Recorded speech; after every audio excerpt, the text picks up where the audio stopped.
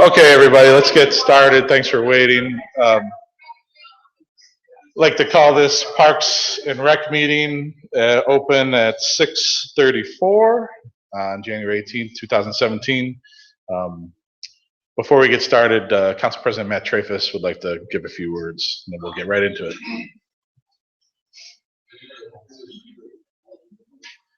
Good evening, everybody. How are you? Thanks for being here. I just want to be very brief. One of the reasons that we're able to do this tonight is because this past November, we were able to pass a couple levies, as you probably all remember, the fire levy and the income tax change. Very long story short, our city is in a very much better position financially because of your support of these levies. And at the beginning of this year, council as a whole, with the support of the administration, did a lot of different things to save money and appropriate money in different places to items that we need to start progressing on. One item is our parks. This year alone, we're transferring $50,000 into our parks fund. And traditionally, we don't spend a whole lot of money on parks because the only way that money is generated is through the building of new houses. Every time a house is built, the developer would pay $500 into our parks fund. So there hasn't been a whole lot of money available. This council, under Jim's leadership, thought it would be important to start putting money back into the parks to support the programs that our kids utilize every summer and every sports season. So hopefully this is just the beginning of a lot of different things that we want to see changed. $50,000 sounds like a lot of money, but it's not. It's going to go very quickly. We're here today with Jim to get ideas from our residents on what they want us to spend that 50 grand on. And assuming everything continues moving forward the way it has been, it's our plan to put $50,000 every summer into the parks every year. So with that, I want to turn it back over to Jim. Thank you for being here. And if you have any questions for me, I'll be here after the meeting as well. Thanks, Matt. Boy, it's hot in here. I had to take my jacket off. This is a parks meeting. Our Councilman Ward 2, Tony Biasada, is in the room. I'm sorry, Ward 1, excuse me.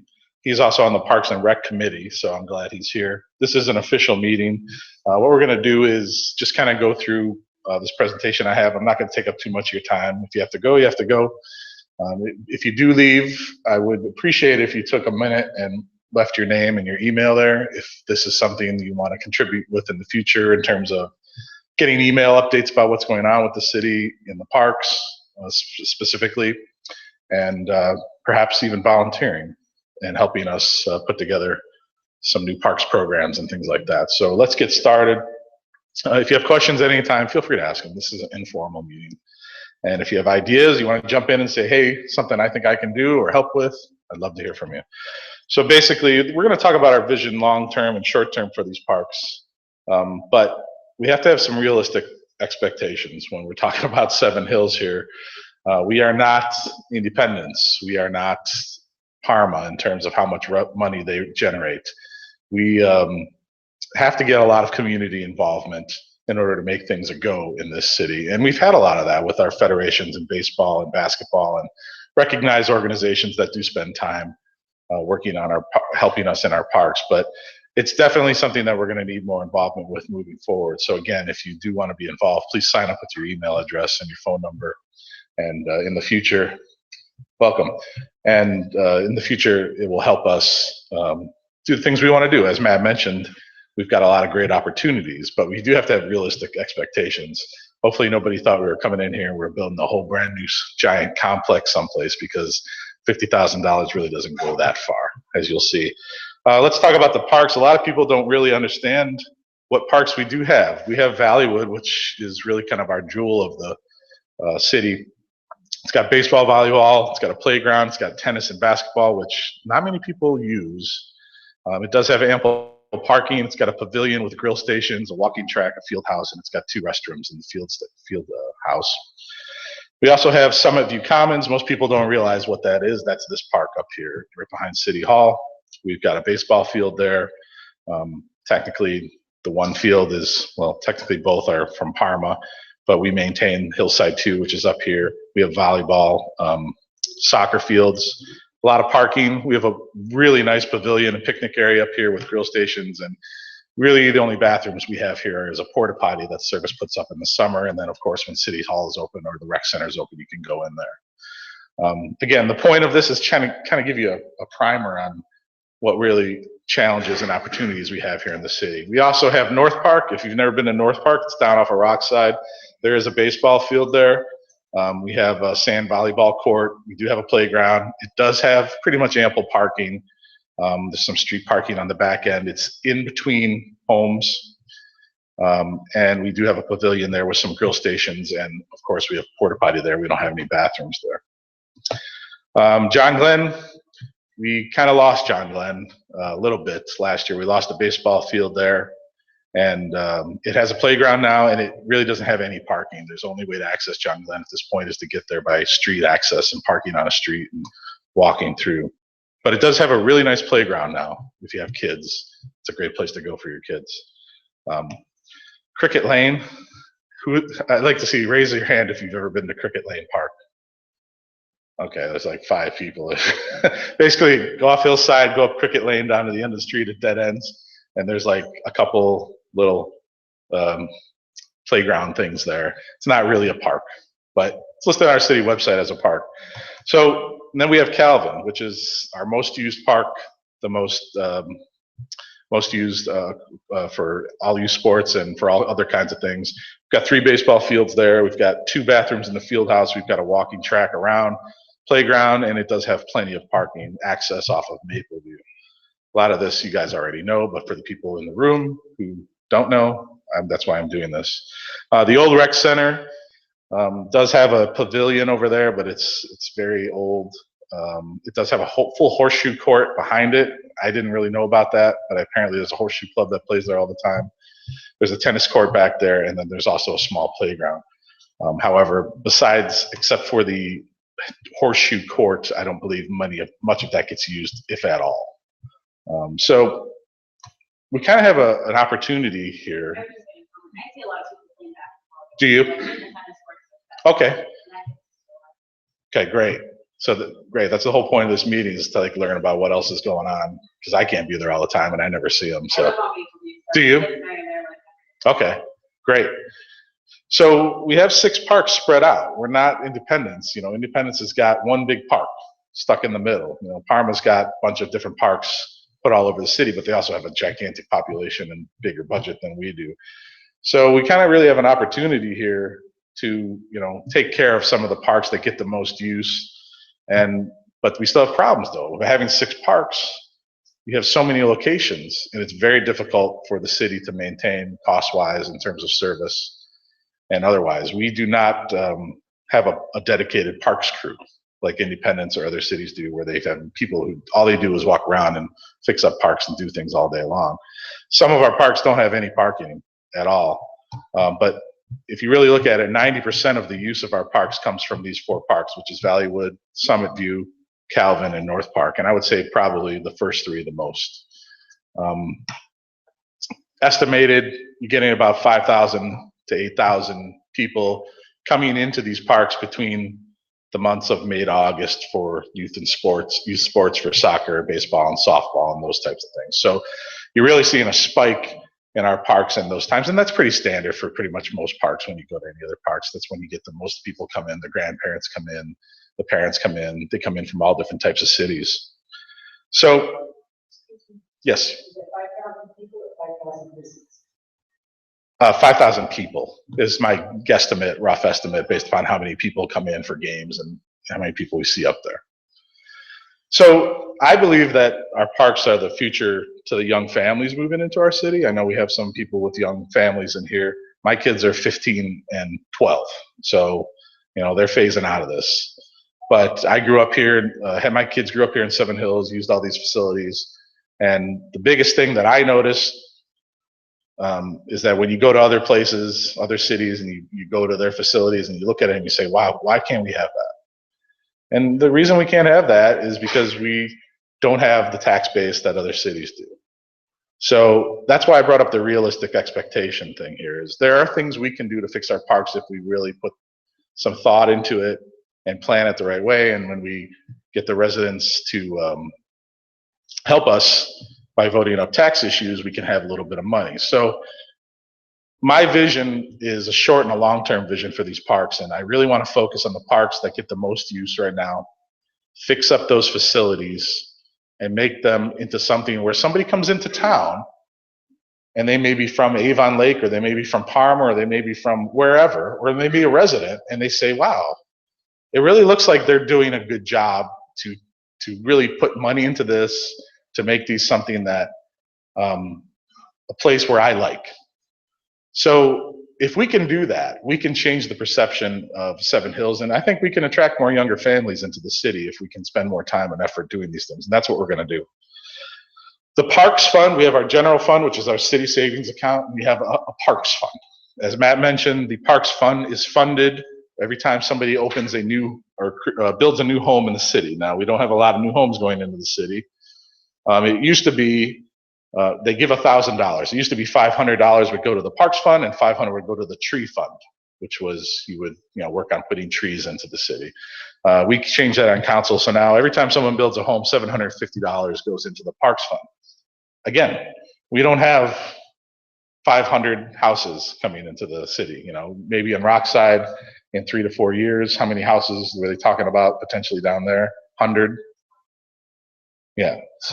So we're going to get some money down there down the road. But as of today, we've got $19,400 in the Parks Fund, and then council, we pushed $50,000 in there. The purpose of this is to spend $50,000 this year and keep that 19 as emergency in there. And as Matt said, we'd like to do that every single year if we possibly can.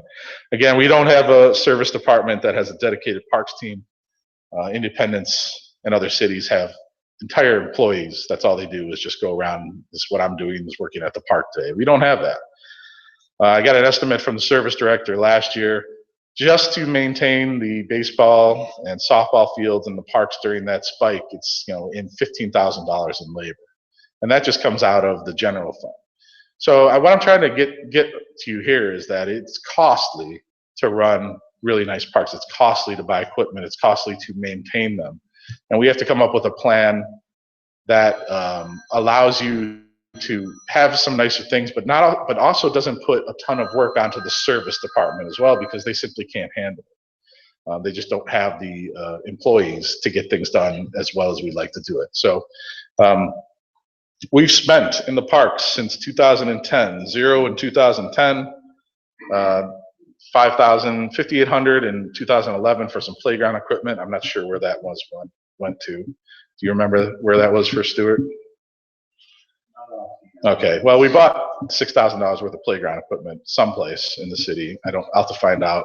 We've done some fencing repairs. 13 and 14, we've spent zero. And in 2015, we did spend some money along with the Cleveland Indians grant to do some Calvin field work and some sod and some equipment at the rec center. And then this year we've done about 7,400, or 2016, excuse me. We've done about 7,400 for some equipment, some swing sets at John Glenn, and some netting and some other minor things. But the reason I put this up here is I want you to understand we're going to spend $50,000 in 2017, which is combined more than we spent in 6 years in the city. And that leaves us a really big opportunity to actually do some amazing things this year. And again, $50,000 doesn't go a long way, but we're going to need your help. And we're going to identify what I've tried to do. The whole point of this meeting is to show you what I think we should do. And then for residents to say, well, why don't we do this? Or why don't we think about doing this? That's the whole point of this meeting. So I want everyone to feel welcome to give suggestions or say, Jim, why are you spending money here? You should be spending on this. That's the whole point of this meeting, because we do want to have a short and a long-term plan for these parks. My intention is to focus on spending this money this year and next on the parks that get the most use, and then work outwards from there, because I think we have a real opportunity to make some changes in how people view the city when they visit our parks. and make some aesthetic changes as best we can, piece by piece. All right, so let's get into it. So how do we spend this money? We already talked about that. Let's start with Valleywood. We have already sold a new sponsorship for a scoreboard at Valleywood. So this scoreboard, I believe, is 25, 30 years old or something. This is the old one. We're getting a new one, and a new sponsor is buying that, so we'll have a new one there this spring. One of the big thing that I want to do at Valleywood this year is fix up the field. Valleywood is one of the premier fields in this area. It is one of the biggest, nicest places to go, and we have people that come in from all over Northeast Ohio to play here. And we have some really big problems with Valleywood. Valleywood has some major issues in terms of field dirt and how the field drains and how it looks. And what we're going to do is this year we're going to fix those problems and turn Valleywood into something that is really going to be an impressive place for people to come and play. You can kind of see what we're planning on doing. They're going to rip up the dirt, rebuild the mound, put down new material. Again, nothing has been ordered yet. This is just ideas. There's some costs involved in this, just to give you a feel for how much something like this costs. You know, it's about almost $16,000 to fix one field of this size. And that's just to fix a field. That's not to build a structure. That's not to, you know, build new fields. It's just to fix the problems you currently have in a professional way that makes that place actually something that people will say, wow, this is a place I actually want to come and participate and be part of. Now, the beautiful thing about fixing up a place like Valleywood so quickly is that we can begin to start charging people to use our fields. In the past, and currently, we do not charge our baseball federation, and I don't ever want to ask our baseball federation to have to pay to play on our fields. That's subsidy, I think, is important. However, there are travel teams and there are other people who use our baseball fields. I tried to ask one of them, what would you think if we charge you $500 a year to play on our fields? And they said, why would I pay that money? I can go to a field that's been fixed up in Parma or some other city, and I'll give them my money. Your fields are not taken care of. Your fields are not in good enough shape for us to do this. So this really opens up an opportunity for us to be able to possibly generate some income moving forward down the road for people who want to play at these fields. As you can see, it's almost $16,000, but it's a lot of less maintenance. Right now, we have a serious problem with our fields. When it rains, we have a lot of flooding. We have a lot of standing water, and it ruins the ability for people to play, sometimes for days on end. This is not Service's fault. This is just a matter of our fields have not been produced and maintained the right way with the right materials for the longest time, simply because Calvin Park, for example, was built in 1960, I believe, and Bob Feller threw out the first pitch there. And I don't think anything's really been done except for some fencing fixes and some things we've done in the last couple of years to really improve those fields. So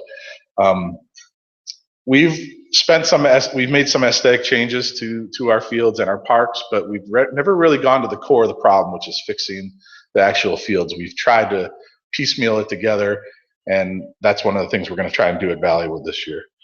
We did have a soil test done on all the field dirt and all of our fields, and as you can see from this report, we have a very poor quality of the dirt that comes through, and it's just because of the selection of dirt. We haven't had money. We haven't had money to go out and buy the quality of dirt we wanted to put on our fields and make them the right way for the longest time, and it shows. And that's why our fields end up looking and functioning the way they function over a period. We're going to put a new gate up on the third base line side that is pretty much falling apart right now. You can see a picture of it.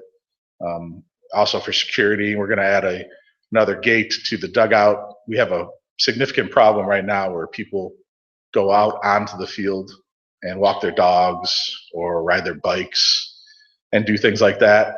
If we're going to spend money to fix up this field, we're going to want to lock it down a little bit stronger so that people can't just go onto the field and do what they want to do out there. And of course, we're hoping that we're doing a crack sealing program with the city, that we're going to be able to make some fixes in the parking lot, because there's some cracks in there that we need to fix up. So, but in terms of the fencing, that's just about $3,000 just to do those couple little fence fixes. Would I love to replace everything out there, every fence? But yeah, but we just simply don't have that kind of money to do those types of things right now. Let's talk about Calvin. This is the big one. I want to put a pavilion at Calvin Park over by the field house. Calvin Park currently, besides cricket, which really isn't a park, is the only park that does not have a pavilion, and which is a shame because it's the most used park. Tony Biasata, Councilman Biasata, and myself reached out to the Parma City Schools Carpentry Department, and they got back to us, and they are willing to donate about $8,000 to $10,000 of labor to build the pavilion for us. So I got a quote to do the pavilion from a developer, and it was around $25,000. So we can buy the kit directly, we can get the labor for free, and the Parma City Schools Carpentry will build that pavilion for us, and then they will also put the cement pad down. And they can actually do that this spring for us, which is nice. They sent over a schematic of what they wanted to build. Basically, it's the same thing you look at the pavilion at Valleywood. Essentially the same size, about 18 by 20 by 8 or whatever it end up being. But this will be a wonderful addition to Calvin Park for families that are in for whatever they want to do, having a picnic or during a game or wherever they're at. Like I said, we do have a pavilion over by the old rec center, but it's kind of dilapidated and it's not really used at all. So this will be a wonderful addition to Calvin Park. I'd like to put it over there by the field house. If you see this flagpole here, I think we can fit it in right here, right next to the parking lot. I think that's the most logical place to put it, because the bathrooms are right here. And hopefully we don't have to take that tree out, we just put it right next to that tree. But that'll be a wonderful piece to add to Calvin Park. I'm open to suggestions. If you think there's a better place to put it in Calvin Park, I don't see a better place. The place behind it is too dipped. Over by Field 2 is a hill. That could be another location. But if somebody says, maybe it makes more sense to put it in a different spot, we're open to hearing about it. But I think this will be a really nice addition to the park. I want to put some new benches in the dugouts. If you go to any of our parks and you look around, what you're going to see is things that have been put in 30, potentially 40 years ago and have not been touched since. Simply from the fact that we just haven't had the money to do those types of things. It's expensive. So it's time to make a real change this year. And one of the things I want to do is add these metallic benches inside the dugouts at Calvin Park. And we can also add them at other parks too if we want. We have some park at North Park and some other places where we can upgrade our benches as well. But this will add a really nice aesthetic change to the parks in the fields and make them much nicer. As you can see, it's not too cheap to buy benches. I mean, you can go out and get the cheap wood ones, and that's what we have now. But the problem is they chip and you get splinters and you got to repaint them every year and they don't last. And these are the types of improvements you can put in that will last for a long, long time. I'm hoping to get some scoreboards at Calvin. These are these minor, small ones. And basically, they are about this size. And you can mount them up on poles, and you can put them up at each one of the fields and allow people to actually have score what's going on in the game. In order to spend money to get real scoreboards at this park, for all three, would cost anywhere from $20,000 to $30,000, which is not realistic. Let's go back to the realistic expectations. Small aesthetic things we can do that people will notice and will make people happy. This is one of those things that we could potentially do. Again, this is not sold, but this is one of the things that I was hoping that we could put through in order to make this a much nicer place to be. Now, you may be asking yourself, Jim, why don't we fix up Calvin like you're doing the Valleywood? Well, there are the numbers. If we wanted to fix up and do the exact same thing we're doing to the field that we did that we're going to do on Valleywood, to do Calvin, 3 fields of Calvin and Hillside 2 is almost $45,000. the material cost to replace field dirt and to have them fixed up is just enormous. I put these numbers in here again so that you can understand what I found out. It's very, very expensive to have nice things in your parks, to have the quality of things you want to have. So if we were gonna think of a long-term plan, we could do Valleywood this year and we could see how that works out. And then maybe next year we can come back and talk about potentially doing 1 or 2 or 3 of the fields over there, potentially. Or we might figure we spend that money someplace else. I'm of a believer that these are the most used places that get used in the city, and they are the most important to fix up and change the image of what's going on in our parks for people who use them. So that's why we're not focusing on Calvin for this year for those things.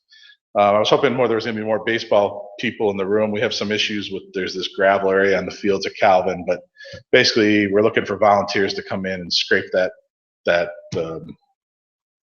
gravel up and replace with some field dirt that we're going to put together.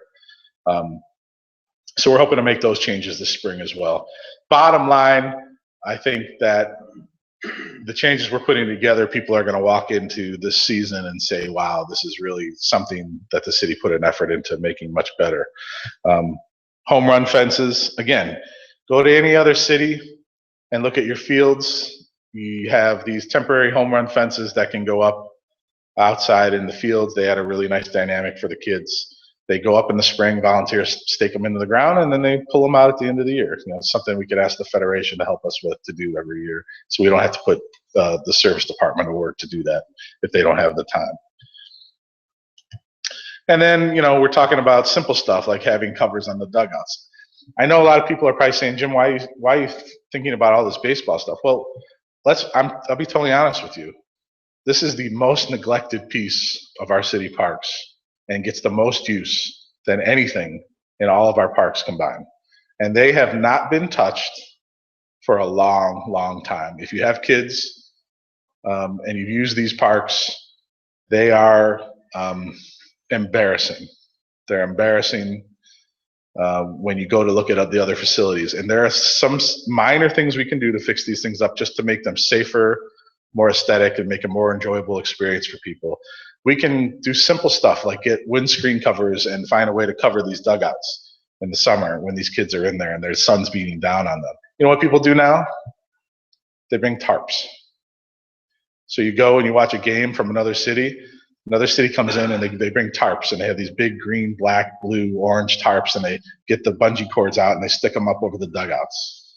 And they all just say, could you guys put some tarps or something up to protect our kids? So this is kind of like a small thing that we can do to make this experience much better as well. The other option is much more expensive. You know, you can build dugout covers, but you're talking about getting materials that could cost you $800 to $1,000 per dugout, and then you have to get someone to build it and make sure it's safety rated for kids and all that type of thing. Now, I would love to do something like this, but again, we don't have the money to do something like this. Is it easier to go spend a couple $1,000s to get some material and just fix them up over the place where you can do those types of things? Yeah, and it'd probably work just as well. But just another example of what we're facing. I would love to do this. I'd love to build a whole new field house. I'd love to redo the entire Calvin Park. I'd love to redo every park we have, but we simply just don't have the money to do those types of things. One of the biggest problems I get, or the biggest things I get from people, is the bathrooms at Calvin. They're in the field house. There's 2 of them. They are not ADA accessible. I looked into getting a new bathroom that we could attach to the building that was ADA accessible, and the minimum cost for something like that is about $60,000. $60,000 for a 1-room kind of bathroom. Okay. Again, realistic expectations.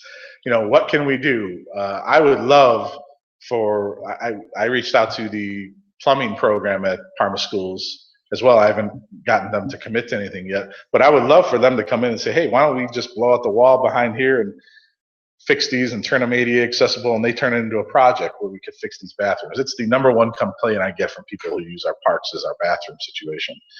and it needs to be taken care of. Now, there is a grant from NatureWorks that I've spoken to them. I can apply for that this summer in June, and I'm hoping that we apply for that grant and we may actually be able to get this bathroom cost built for us in 2018.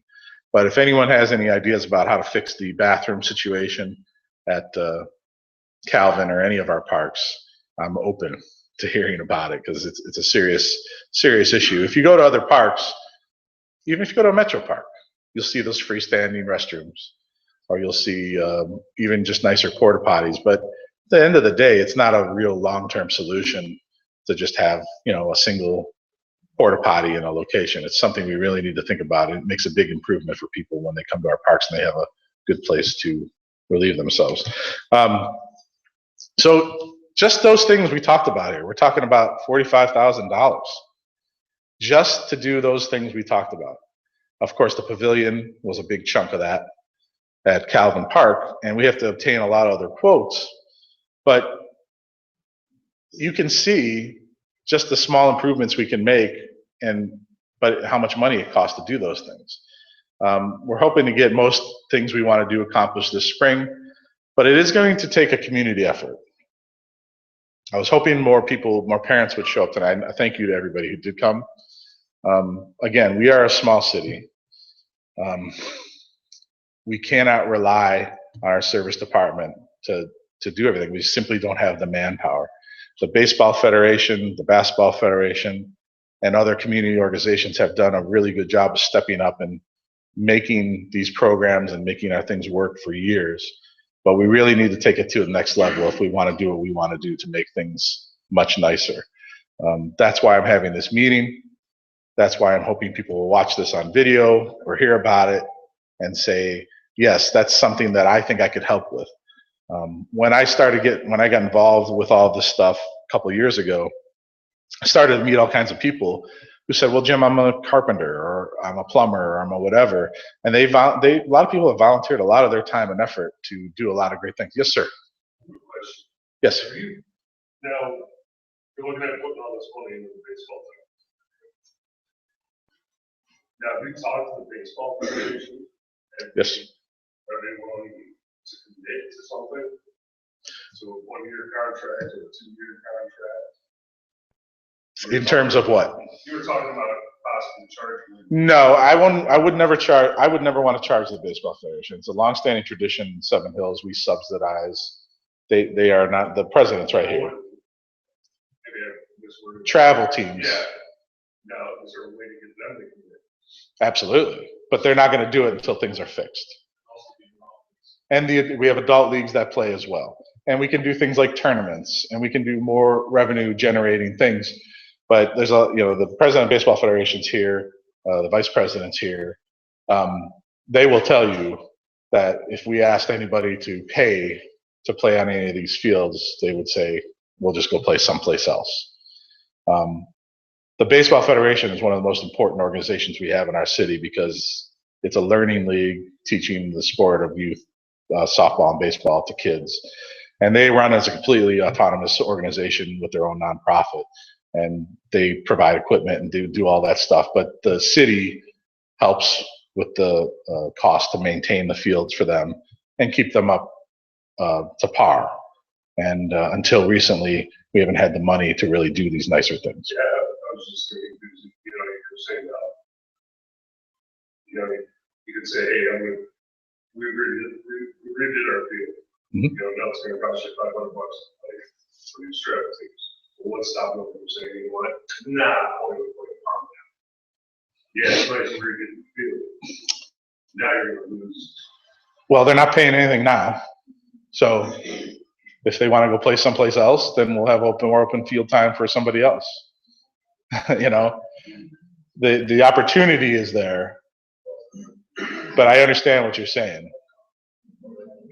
Yes, Carol. What percentage of Seven Hills people who play baseball as well? Chris, how many kids went through the program last year? What percentage of Seven Hills children play baseball and softball? I know that from public records requests from the Parma City Schools that almost about there are about 860 kids that go to Parma schools out of Seven Hills. So you're talking about 860 kids. And we had, how many? Just under, We're all 407 Hill residents. no ma'am. There were kids that come, Out of the 860 because baseball and softball. I can't answer that question for you, but I know it's a high percentage. 100% on baseball and softball, and I'm sure it's not 100% play those games. Well, the league supports all the kids in the community, not just Seven Hills. But yeah, it's a Seven Hills Baseball Federation.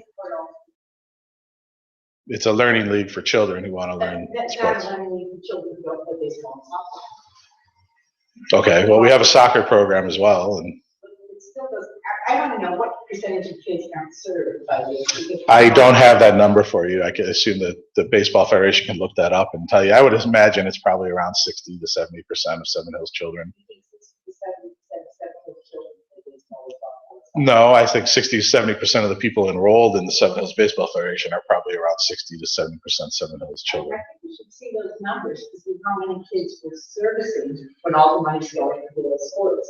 Okay, well, that's why we're having this meeting. Thank you. Yeah, Carol?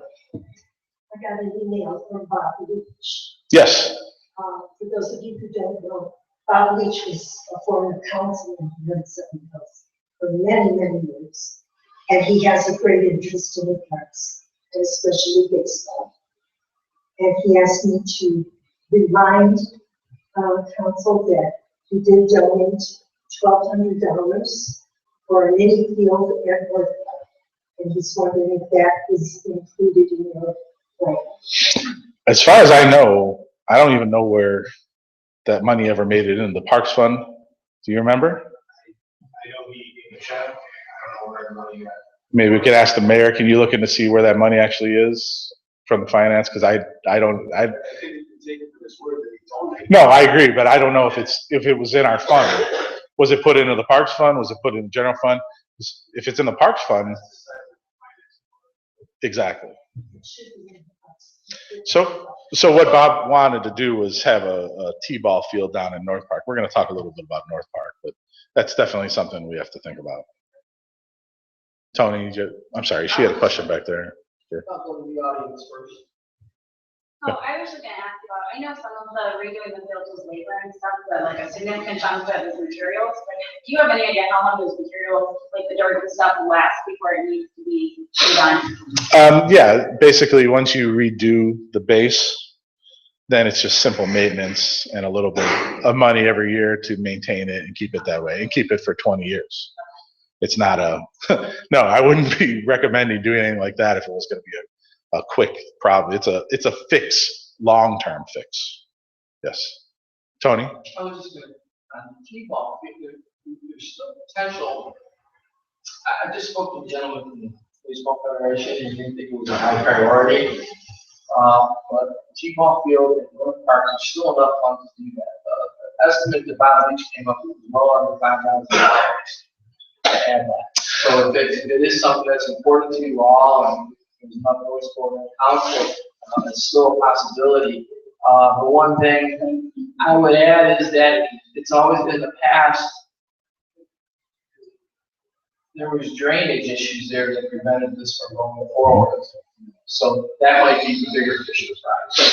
And we'll talk a little bit about North Park, but I agree with you. It's something we need to think about. So let's talk about additional ideas. What other ideas do you guys have? Because I know people are here, they want us to fix playground equipment. I'll be honest with you, I've looked at the playground equipment, all our parks. It's not perfect, but it's nowhere near to the low quality of what we have in terms of the fields. The playground equipment could be upgraded.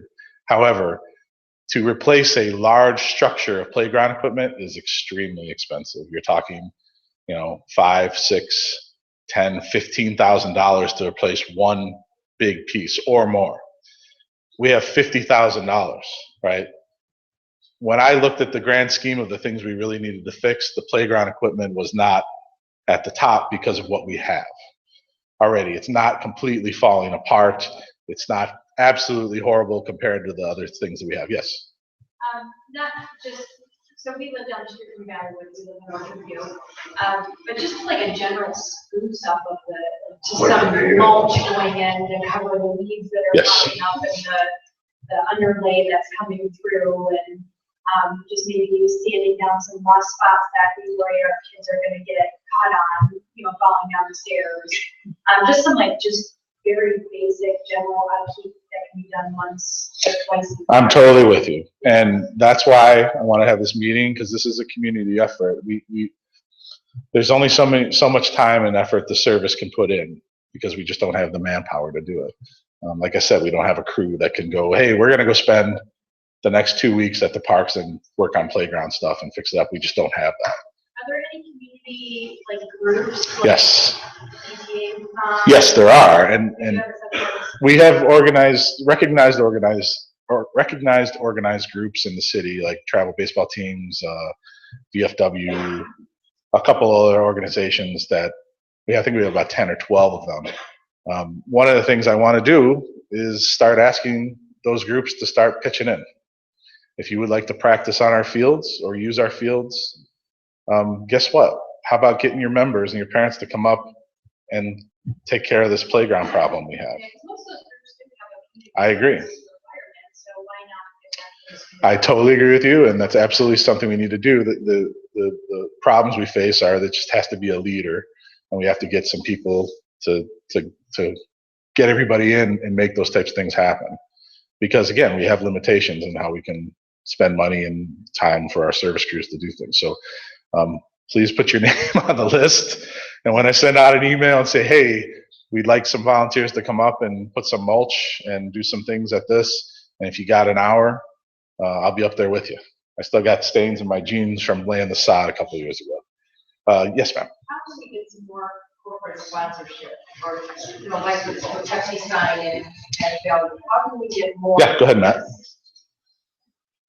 want to mention about the scoreboard value. We're in the process of negotiating a deal with a company that's doing some work on Rockside Road. Can't go into too many details just yet, but I will tell you that part of the deal is for them to purchase that new scoreboard value. It's corporate sponsorship. Even local, anybody local to Seminole City, just put their sign up, let us recognize them, let us.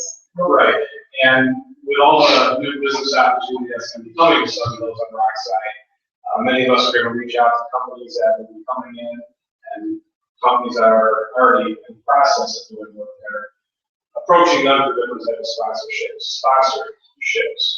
And we just got this started. They're very successful to begin with, but that's certainly on the radar, and they're pursuing it as much as The Baseball Federation does sell sponsorships to like banners on the fields and things like that. And then they're a nonprofit organization, so they take all the money and put it right back into paying umpires and, buying equipment for the kids so that the city doesn't have to do that. We allow the Baseball Federation to do that. But I completely agree with you that there needs to be a more concerted effort from the city through council and the administration as well to look for more corporate sponsorships. I know the mayor's always looking for sponsors. I know Tony Terry, the community service director, is always out there pounding the pavement looking for people to sponsor things. Hold on. The reason we haven't been able to, in my opinion, to get to that point is because we haven't done the things we needed to do to really make things worth sponsoring. Does that make sense? When I go to Swenson's, and I've been trying to sell Swenson's on the scoreboard idea for 2 years. And I take the guy from Swenson's up to a field and I say, here's what I want to do. And he looks at the field and he goes, why do I want my name anywhere near this? And he doesn't return my calls. So we have this chicken or the egg problem. We have to fix this problem we have with our parks and our fields before we can really go start asking people to participate in that success. And we're starting that process. And that's one of the whole points of having this meeting. So hopefully people will leave this meeting and go, Jim, okay, great. I know somebody who works at this company who would love to be part of this or help or volunteer. That's what's got to happen in order for all this to happen, because throwing $50,000 at the problem will only just fix some aesthetic things and make things make things a little bit better. It's not going to fix the problem completely. Hold on, she had a question back there first. So, are you done with your presentation? No, I've got a couple more slides, but you can keep going. No, I want to see what you have to say. John Glenn Park, the elephant in the room. The which one? John Glenn. Yeah, we're gonna talk a little bit of John Glenn. So basically, I had some other ideas here. Pickleball. I don't know if you know what pickleball is. It's kind of like this new kind of like tennis thing. We can easily retrofit, like a court at Valleywood into a pickleball court. Who would play pickleball? Would anyone play pickleball? It's like the tennis. But Yeah, it's like little tennis with paddles. It's very popular right now. Parma has a couple of them. Yes. I agree with 100% with the baseball stuff. I think we need to start catering more to the younger kids. I think at Valleywood, we should take tennis courts, get rid of the tennis courts because we have all these kids, and fix up the basketball courts. I think, the tennis courts are very rarely used. We could use Calvin's tennis courts and then put the basketball courts, a couple full court basketball courts, even one, repaint the lines up there. You want to spruce it up, and on top of baseball, but I think basketball, because a lot of these kids, and I have 3 young kids, and I know a lot of us do, basketball, when there's not baseball season, the kids can go hang out there. I've spoken to a lot of them, I just came from the rec. They don't really want to hang out around here. Valleywood's a good place, and if we get money down the road, maybe put lights, I don't know, but at least a basketball. There are lights there. The tennis courts are just going to waste, and fix up the basketball courts over there. Like this lady said over down on Calvin, the kids play a lot of basketball, right? I've never Kids- seen anyone play tennis. Exactly, so I agree with the baseball, bring money in, that whole thing, 100% with the baseball. Hillside I can push off to the side, but I think we should also think about basketball. Everything you said about baseball, I would do first and second, I would, basketball, because Thank you. kids busy, not in trouble. Yeah, that's the point of this. I've personally never seen anyone play tennis at Valleywood. Maybe other people have, but I've never seen anyone play tennis at Valleywood. Would Valleywood, that court be much better retrofitted into a basketball court with 2 things, and maybe we could have a summer tournament there for the city? I mean, I don't know. It's something we want to discuss. It really wouldn't cost that much money to fix that up. Okay, so we have a bocce court out here that has kind of fallen into disrepair. I think we actually pulled it apart because the wood was rotting or something. But, that's another nice little accoutrement to have back here in the city by the picnic area. I believe there was a league that played there for a while. We can buy new equipment boxes, those big metal boxes that keep our equipment safe at all the fields. Let's talk about some specific parks here. What are we going to do with North Park? Because North Park is a great park. The playground equipment is not falling apart. It's in decent shape. It does need some weeding and those types of things. It needs some new benches. It does have a pavilion, needs some cracked ceiling in the parking lot, does not have a bathroom.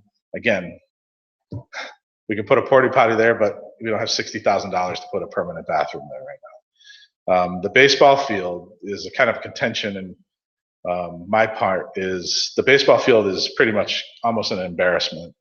It is not, it's impossible to maintain with the crews we have.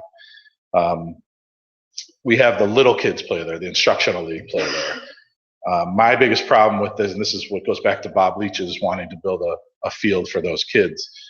My problem with letting kids play at this field is you get people come in from all over the place and come here and they're like, what is this? Where am I? Is this Seven Hills? Where is this city? I would love to phase out the baseball field at North Park over time, and I think we're eventually going to be able to do it because of the numbers of the kids playing, and it's just too hard to maintain, and we don't have the money to fix up another base. We just don't. We can't do every one. We have 6 parks, but we don't have the money to maintain 6 parks fully. Some things are going to have to go, and this is just an idea. I'm not saying we're doing it. Where do, I get to, Yeah. where do, like, and they went through all of the instructional, Yeah. the whole 9 yard, where do they play that at? The Where? Instructional, I guess it's not called T-ball. T-ball they'll play out here in the grass. Is that Yeah, it's the- coach pitch. Where's that? Well, it was played at John Glenn, but we lost John Glenn last year. So we just had a discussion about this before with the Baseball Federation president. We're trying to come up with a solution. Councilman Bob Leach's solution is to build a temporary field in the grass someplace. Where do they play that? They fit wherever we could fit them at North Park and at whatever field we could put them at. But in my opinion, it's embarrassing to have the kids play on that field and then go to another city and play. So that they don't have their own designated. No. And that's my problem, is we don't have the money to do everything at once. I would love to eventually have that dedicated field for them. But again, we just don't have the funds to do something like that for everybody at every point. We only have a certain amount of fields and practice time available, and I'm working with the Baseball Federation, who does all the scheduling, to figure out what's the best option. My opinion, it's potential that maybe the instructional league could play in the other cities. We play in a city league, so we play against Independence, and who else we play against? Brooklyn Heights. We could play the coach pitch games at their fields for a couple of years while we get our problems fixed here, and then bring it back here. So it's just an idea. One of the ideas I threw out was a dog park at North Park, and I wanted to bring this up and see if anyone had any interest in this type of thing. Yes. I live by North Park, and my children, who are now 36 and 34, grew up in that park, and now my grandchildren are growing up in that park. And I will say, the baseball diamond during like May and June, when the little kids play, is great. They work hard to make it great. The place goes to shit, excuse my. Well, the field does. It's horrible. Well, it's not maintained, and I understand that because there's no one playing. You get that. The weeds in the park, and we pulled the weeds in the park this summer. We cut the tree on the walkway that goes back to the park because we couldn't get it cut. And it already is a dog park. There's enough people back there with dogs. Get like a dog park. And I think it would be great if we could get some sand in the volleyball pit. It's simple. It's not like it's horrible. New mulch. Just keep it a little maintained. It'd be great. If the kids still play on that field, we have so many new families back in our I agree. neighborhood. That's why we're having this meeting. I mean, there are tons of little kids, and they go back there, and it's just.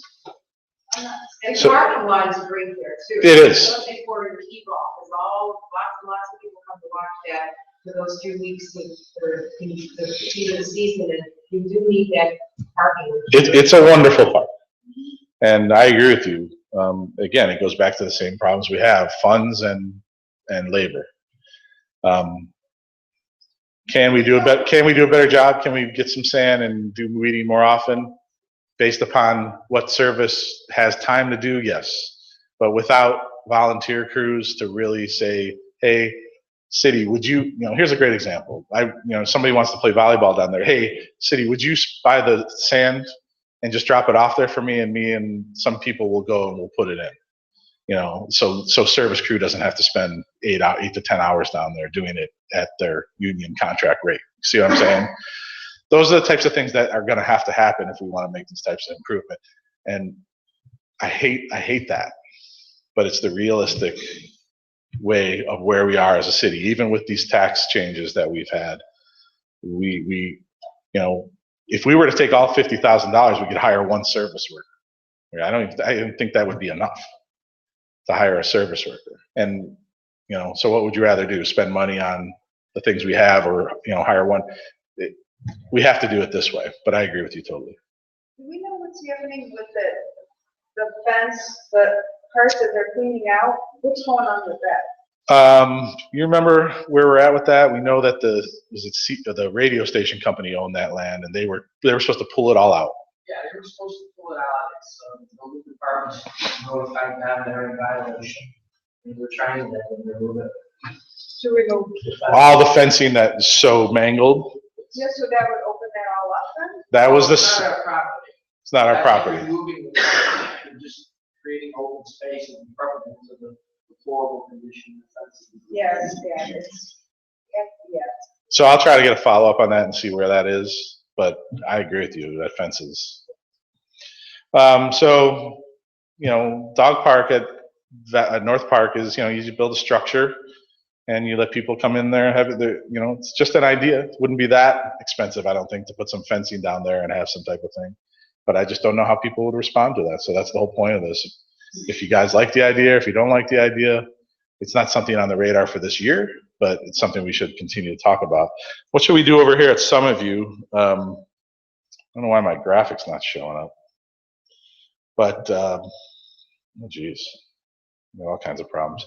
Summitview, this whole space back here, we've got a lot of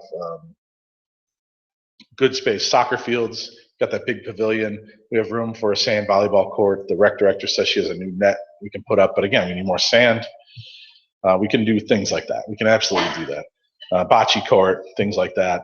But other than that, you know, ideas. What else do you want to see up here by City Hall? If it was up to me, I'd love to see a full complex of everything in one spot. We just don't have the property and the money to do that type of thing.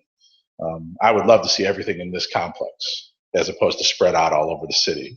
But again, we just can't afford it. We don't have the land to do it. Yes, Carol? Where's the ADA compliant playground supposed to go? What? Yeah, go ahead, Mayor. We have a grant from the University of Hospitals, $50,000 that we obtained about 2 years ago, now 2.5 years ago. And the commitment that we made to UH to obtain that grant is that we will apply to 2 things. 1 year of senior bus service, and whatever remained after covering that 1 year would go to ADA compliant recreation playground at the recreation center. Well, because we don't have enough money in that grant to fund the bus program on our own, so we partnered up with the city of Parma, and we paid them a fee to provide that senior bus service. It just began 2 weeks ago, to provide that senior bus service to those residents. That will leave somewhere around $20,000 to $25,000, probably closer to 20, out of that $50,000 grant. That we committed to UH that we would apply toward an ADA compliant playground at the recreation center. It's just that we couldn't get to the point where we could spend the remainder of that money until we sorted out the senior bus service ahead of time. That's not. No, it's not. Right. So $25,000, how much of a playground is that going to buy you? Probably, it's expensive, right? And that would be here, up here at Summitview? We're talking about, we don't have the actual plans yet, but we're talking about installing it adjacent to the recreation center. So in a perfect world, we'd love to have one of those in every park.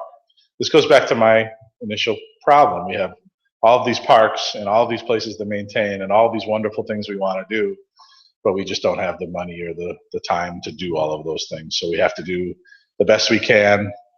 But the point is we are making a very concerted effort to begin those changes this year and make changes. Let's talk about John Glenn a little bit. We spent a lot of money at John Glenn over the last couple of years. How much on what? $18,000 was spent just to clear trees before the developer built down there. There was $4,000 spent on a swing set. There was additional money going to be spent to close off the fencing for the basketball court. And we removed, the playground equipment from the school was moved back there. It's beautiful. It's really nice. The mulch.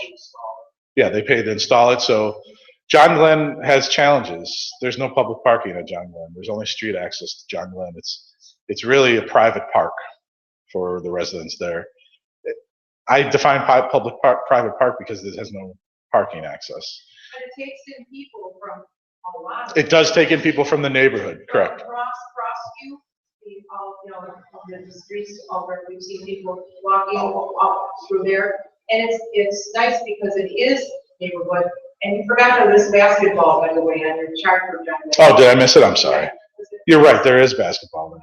So again, if you want to get involved with what's going on at John Glenn, there's a group called the Friends of John Glenn Committee. They're on Facebook, and Carol can help you with that. There are certain things we want to do at John Glenn, but right now, my opinion is to focus the money on places that have much more need than John Glenn. Mayor, you want to let her go first? She had a question. So will you fence in, or you, what's left of the basketball court? Is that Um, consensus as is? This was this, go ahead. We just appropriated the money. Where it lies as of right now? The fence, we're talking about the fence side basketball, tennis courts. Right, that's open up to the new development. We That's just just gonna, appropriated $3,000 to put it in the fence. just where it's at right now. Just to enclose the Or court. if you're not, just enclose that area. Correct. Yeah, contractors from authorized to be the word.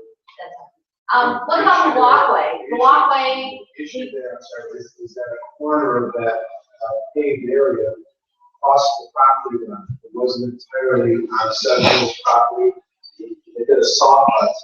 And Right. They had to remove the portion that was on the school property. That's why that fence had to be removed. and, yes, that's Thanks, Mike. understandable, that's fine. Thanks for but coming. it's curled up and it's kind of looks awful, as it is right now. If I get for as nice, or you'll just fence it in As and Matt said. call it a day.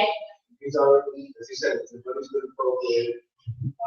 The short-term plan, we're kind of still kicking this around, is to convert it entirely to basketball use rather than to maintain it for tennis. The walkway that comes around Meadu and Joy Oval, and right it down, that ends into Mhm. a catch basin. Well, take a look up here. Right. Take a look at the screen up here. There's an architectural rendering done, we had done. Now, you've probably seen this one. This is a long-term plan. We have not got costs, but I'm guessing that to do this walkway could cost anywhere from $20,000 to $50,000, just for the walkway. 40? I'm sorry. $37,000 just to do that walkway, let alone, you already see how much a pavilion costs, could cost $25,000. So short-term, the plan is, Short term at John Glenn for 2017 is to not you're just spend, gonna let that walkway and all the patrons dead end into a, yeah, okay, so that's part of the problem, is that they walk down there, they look, they go, John wasn't very good at this situation. Everybody knows what happened in school and how the houses. And as Jim and the mayor touched on, we already spent about $20,000 for a park. 25. $25,000 for a park that is utilized a lot less than Calvin. I think Jim's too polite to say this, but in 2017, I was supporting nothing for John Glenn. We had other priorities. We gave it some attention, $25,000 worth, which we frankly couldn't afford No. at the time. It's on the radar to get work, just not this year. This whole thing in this proposing, this isn't happening overnight. This is a long-term plan. To implement all this stuff is going to take 5, maybe even 10 years. and that's good, and that's fine, take baby steps, Absolutely. absolutely. And John Glenn playground, we'll call it, not a park anymore. It's got sentimental value to a lot of people for a lot of different reasons. We're not going to forget about it. No. But it's not on the right. Well, I guess then I don't want to make this a safety issue or a police issue, but it is an issue, because people walk down that walkway, they stop and they go, well, they don't turn around. They go into the developer's We property. understand that everything costs money and we can't make everybody happy. And I know your house is right up by John Glenn, so it's important to you, and I understand that, respect that. Well, I guess it's also concerned that you have a walkway and leads you to a catch basin. Maybe we should build a wall here. There you go, a couple of barricades, but, kind of That's how close. That's a great idea. Stewart, I think I have maybe consider doing it. Many times have mentioned, you need to keep the patrons from coming back that way, because there's nowhere for them to go. It's a dead end. So until you can hook it up as a walkway, which would be a lovely thing one day. It'd be great to do. But I guess we need to let the patrons of that park know they shouldn't walk down that walkway. It leads to nowhere. Yeah, we walk it all the time, and used several times, so barriers, railroad ties, people stop, don't go any further, and they got it. But that's what the kids do, they have the bus. Yeah. okay, great. Thanks for the suggestion, that's something service and the administration can figure out, what they can do to maybe blockade it off. Yes, go ahead. We're talking about most of our parks for kids, because the one built in town too. Now, you're talking about over 100 houses going down on Rockside. Potentially in 3 years. Sustainability, the issue today, is there going to be park space for the people who move in there? Or are we just going to create a jungle? Oh, I think we have plenty of room for our parks. Like I said, No, but there's people that actually live there, is there going to be plenty of? well, our parks are open public parks. Anyone can come and use them anytime. I believe we will have plenty of capacity for an additional amount of residents. I don't remember what the number, Tony, you remember how many people? We're up to about 1,000. 1,000 extra residents. But what about green space for the 1,000 residents, right, where they live? There will be some green space at the Rockside project. There's going to be some green space there that entire property is not buildable. Because of wetlands, because of topography. So what the developer is going to do is incorporate that into the overall. Why don't you have a number so we're sure it's getting this? Absolutely. Because I'm concerned because with the nursing home, they don't, I don't see much green space yet. Well, this is a phased project. There are 2 phases that are going to be taking place. One directly on the Independence border, the second one between that space and Fox Street. And it's going to go down, maybe a third of the way of that entire 68. Phase 2 will be the next third. Phase 3 will be the last third. So all we're concentrating on right now is part of this property right along the side. You will have a number X to come up so open space. Well, right now, they haven't submitted their final development plans to us. When they submit them, we make sure that's in there. Yeah, may I, Councilman? In our ordinance, ma'am, we have I forget the exact percentage, but we have a percentage set aside of the land that can be developed. I think it's 70–80%, don't quote me on that.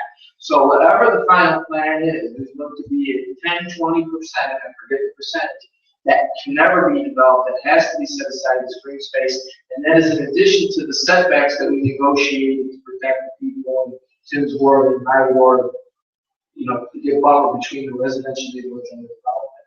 So that will be green space, and in addition to that, we've negotiated that a percentage will never be developed for this Okay, purpose. because the reason I asked, if it weren't for John Glenn Park, what we have in our portion of the city is a huge playground desert.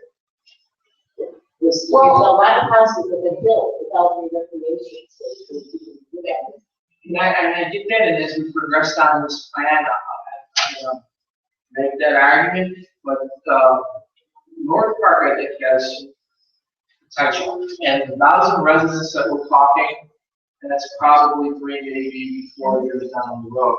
So as that progresses and revenues increase from that development, maybe we'll have opportunities to make the improvements to accommodate that population.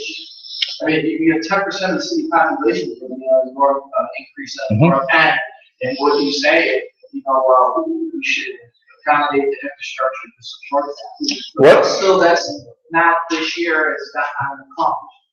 Tony brings up a great point. I mean, this is about planning for the future of the city as well. There's going to be a lot of people who are going to be moving down there. A lot of people who the developer is classifying as people who go to work during the day, leave their pets. Those people might love having a dog park down there, and that might be a draw to the city. Like, wow, there's a dog park half a mile down the road. They might not. I don't know, but it's definitely something to consider. Okay, go ahead, Carol. Just to let everybody know, the diagram that's up there is an idealized version of what Yeah. maybe concerned residents would like to see at John Glenn Park. You'll notice that there's only one basketball court there. Right now, there are 2 courts. And the court extends all the way up to the property line of the development, the Jewish home development. That eliminates the ability to put a trail through the It does. eastern part. So the trail would have to come up and around. So, the original plan was to get rid of the court nearest. But again, costs and labor. So, Governor Keller came up with an idea, which would be to make the one tennis court, the westerly court, into a basketball court.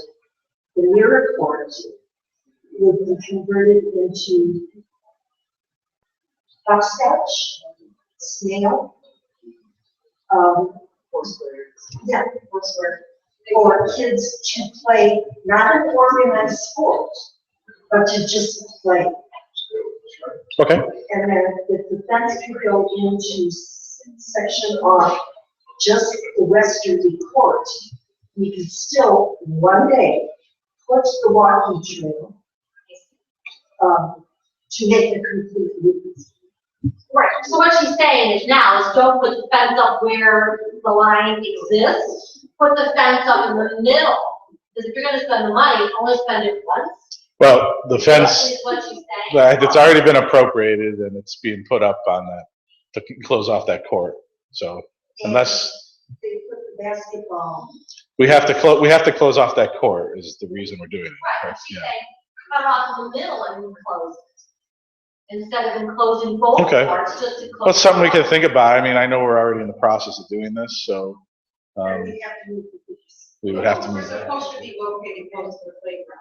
That was the plan, that was everything, and somehow they worked. So this being. That was the mistake. Yeah, I know. That's why we're having this meeting. And we can go into that. I want to wrap up because I know people have to go. If you have any more questions, you can stick around. So let's talk about what we can do. As Matt said, we would like to start generating a significant amount of revenue, $50,000. Some people think it's significant. I know other cities spend 10 times, but they also have, 20 times budgets than we do. But we are going to really make an effort to do some things. Some high points are new bathroom facilities. People really, really care about bathroom facilities. From young to old, people love the bathroom. And I'm open to ideas. In the future, I'd love to see some serious capital improvement projects happen in the future at this city. In my vision, I would love to see a complex up here at Summit View. I would love to see everything taken away, all these different places, and focus on one area where we could put all our effort and take place in there and have everybody come to one spot. But again, that's 5 years, 10 years down the road when we actually have a potential to do that type of revenue or something like that. So thank you for everybody for coming. I really appreciate it. If you haven't signed up with your email address there, please get on it. I'm going to start circulating an email out to everybody that everyone will be part of, and we'll talk about things we're going to do. You can give your feedback. You can reply back directly if you want, or you can reply back to everybody. But if you're willing to help, there's a lot of great things we can do with our parks this year, and I hope you got a kind of better understanding of where our parks stand right now and the opportunities we have based upon how much money we want to spend. So if you have to go, thank you for coming. If you want to stick around, you have questions, even more questions, I'll be happy to stand here and take questions for as long as you wish. But thank you, everybody, for coming. Yes, sir. Yes, we're not going to take your idea. It is.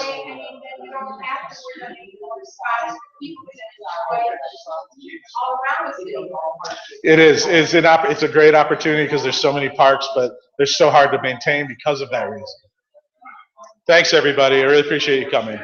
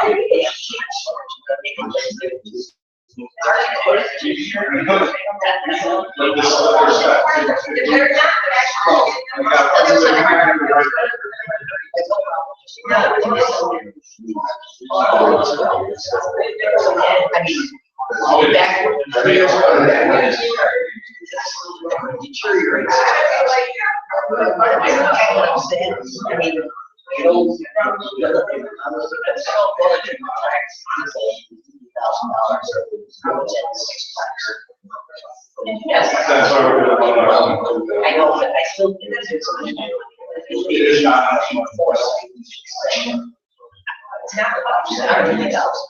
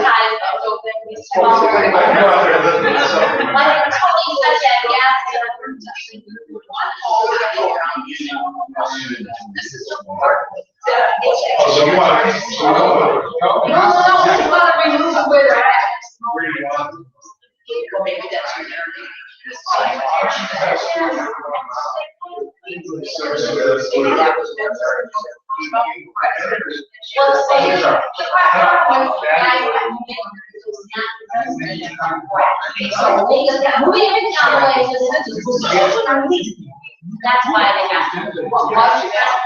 I mean, that's serious. Okay, so that would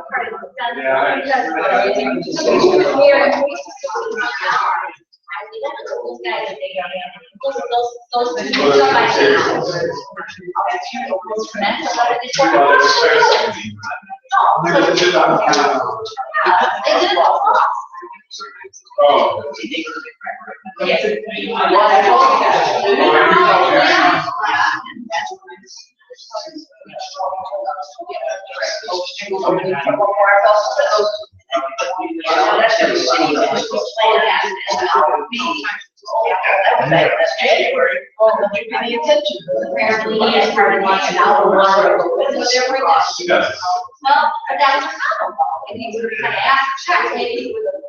That was what we were, now you live. So we're gonna do something, I don't know, as it was done, right? Yeah.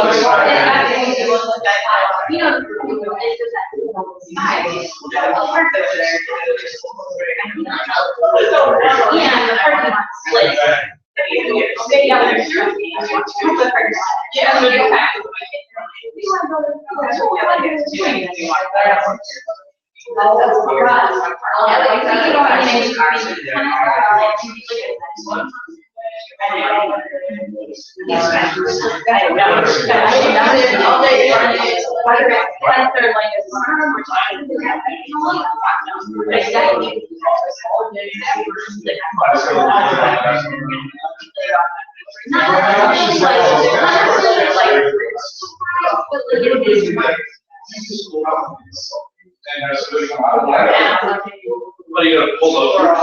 Fill the holes, you know?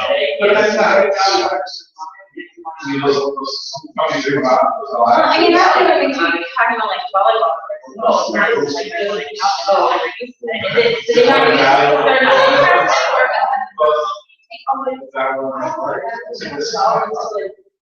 Yes. So many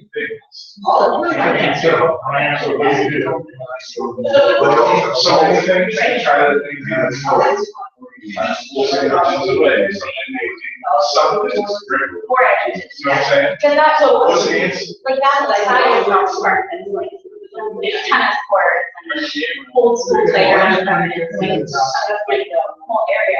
I live in it's somewhere easier for access, but I'm sure no one's driving anything.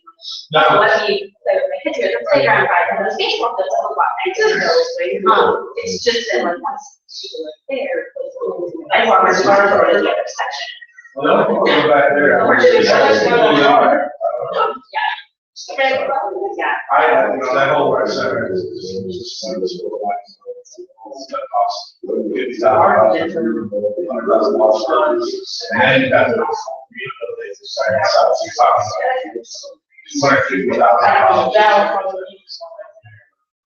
to. I mean, is there any? I do not. I don't know. There are some that I think this. Sell it.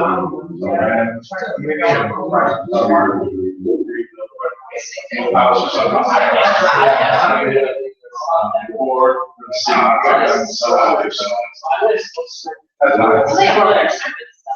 Yeah, but you know that land. Sarah School was sent out. We sent them out.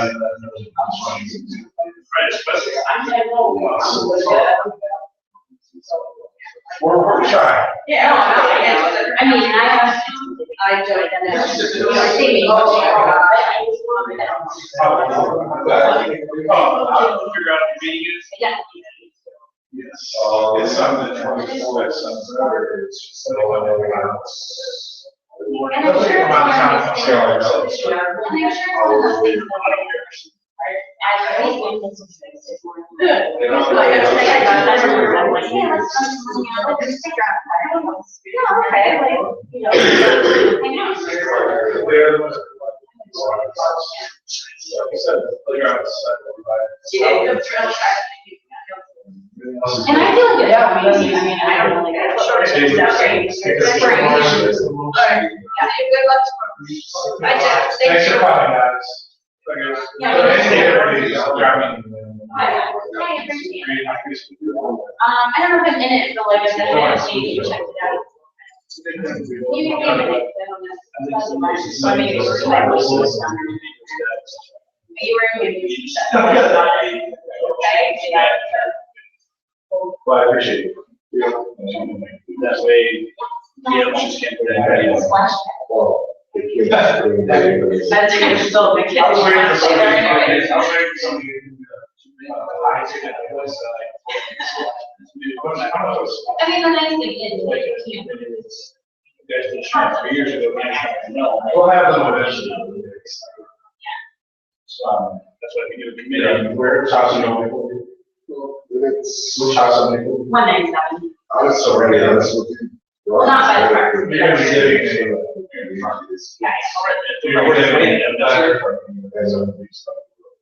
Yeah, It's not gonna be next year. okay, Okay. okay, I bought a stroller with suspension, football. I actually talked to my husband in the store, expensive, like jogging. Just for that. I walk down the street every day. So I'll tell you what, by the time you're not, strolling across the street. Thanks for coming, thanks for being here, have a great evening. You too, drive safe. Thanks, guys. It's kind of, all I want is park forward. But see, here's my point, is my only downside about losing the field in one part, is if you're building those houses, federation's gonna grow. Yeah. Right, it's there's gonna be a heavy population. Well, then shouldn't the other